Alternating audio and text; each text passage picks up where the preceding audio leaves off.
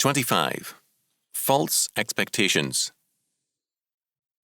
Generation after generation, men are left with bitterness and disillusionment because they expect too much from things which can never deliver more than a little.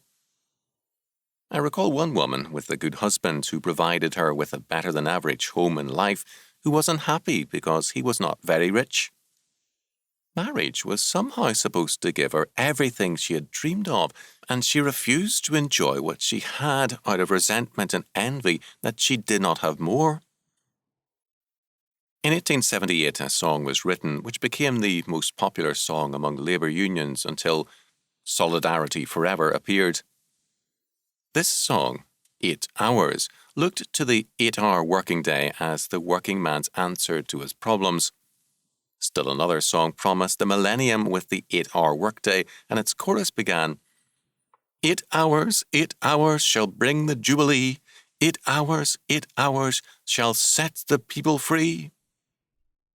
Of course, the great example of false expectations is Woodrow Wilson and World War I, the war which was supposed to end all wars, but which brought in the world's worst century of warfare, tyranny, and persecution.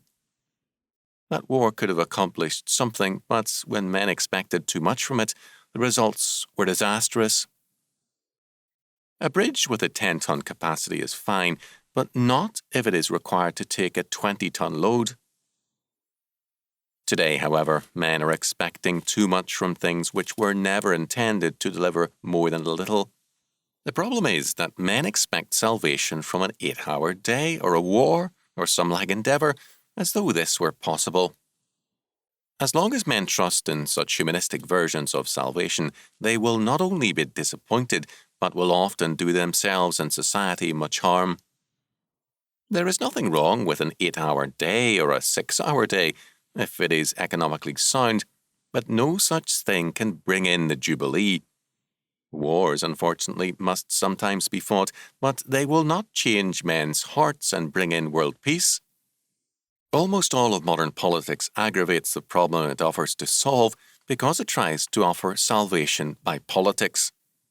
At best, politics can give us a measure of justice and order, but only if justice and order exist in the lives of the people.